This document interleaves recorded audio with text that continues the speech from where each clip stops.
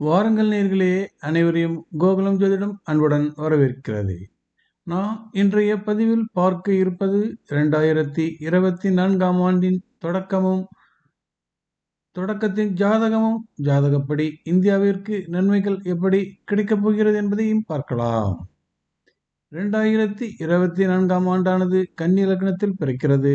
லக்னத்தில் கேது, விருச்சிகத்தில் புதன், சுக்கிரன், தனுசுவில் செவ்வாய், சூரியன், கும்பத்தில் சனி, மீனத்தில் ராகு, மேஷத்தில் குரு, சிம்மத்தில் சந்திரன். குரு செவ்வாய் பரிவர்த்தனை யோகத்தில் இருக்கிறார்கள். 2024ஆம் ஆண்டானது 2 பிரிவுகளாக பிரிக்கலாம். குரு பயிற்சி நடக்கும் வரையில் ஒரு காலம், குரு பயிற்சி நடந்த பின் ஒரு காலம். இந்தியாவின் லக்னம் ரிஷபம், ராசி கடகம். இந்தியாவின் ராசிக்கு 10ல் குரு அமர்ந்து பலவிதமான நெருக்கடிகளை கொடுத்து வந்த நிலை இனி மாறப்போகிறது.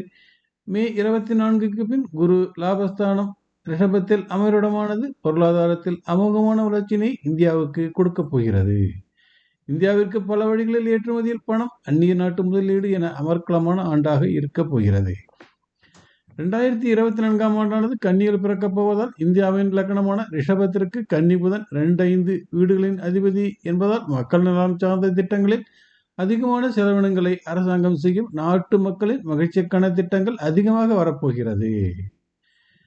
கன்னி லக்னத்தின் அதிபதியான புதன் 3ல் சுக்கிரனுடன் இணைந்திருப்பதால் சுக்கிரன் தொடர்புடைய பொருட்கள் நன்மை பெறும், ஏற்றுமதி அதிகரிக்கும். புதன் வலுவாக இருப்பதால் கம்ப்யூட்டர் ஐடி துறையினர் முன்னேற்றம் காண்பார்கள். சனி 6ல் மறைந்திருப்பதால் மறைமுகமான நடவடிக்கைகள், அதாவது ஆயுத உற்பத்தியில் அதிக கவனம் இந்தியா செலுத்தும்.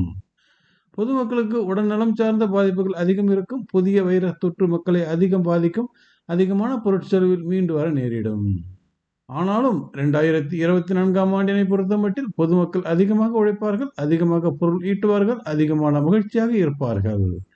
இந்தியா ரிஷப லக்னத்தில் உதித்த நாடு என்பதால் கன்னி லக்ன உதயமானது இந்தியாவிற்கு யோகமான ஆண்டாக இருக்கப் போகிறது. குரு லக்னத்தில் நெருக்கடிகளை கொடுக்கத்தான் செய்யும். ஆனால் உலகளவில் புதிய கண்டுபிடிப்புகள் செவ்வாய் தனுசுவில் கொடுக்க இருக்கிறார். செவ்வாய் விரையாதிபதி என்பதால் செவ்வாயின் அதிநவீன ஆயுதமானது உலக நாடுகளின் கவனத்தை ஈர்க்கும். அதிக அளவில் விமர்சனங்களையும் சந்திக்க நேரிடும். இந்திய பொருளாதாரத்தினை பொறுத்தமட்டில் லக்ன வழியான சனியின் சசயோகமானது இந்தியாவின் பொருளாதாரத்தினை அதிகப்படுத்தும். 24ஆம் ஆண்டு தொடக்கம் கன்னி லக்னம் என்பதாலும் கன்னிக்கு 9ல் இந்தியாவின் லக்னம் ரிஷபம் என்பதாலும் பிஜேபியின் லக்னம் மிதுனம் என்பதாலும் மத்தியில் பிஜேபி அரசமைக்கும். 2024இல் புதிய சட்டங்கள் ஏற்றுவார்கள். கடகராசியின் பாதகத்தில் குரு அமரப்போவதால் அதிக எதிர்ப்புகளை சந்திக்க நேரிடும். ஆனாலும் செவ்வாய் சூரியன் 7ல் இருப்பதால் அரசாங்கங்கள் எதிர்ப்புகளை சமாளித்து விடுவார்கள். தமிழ்நாட்டினை பொறுத்தமட்டில் ஆளும் அரசான திமுகவின் லக்னம் விருச்சிகம்.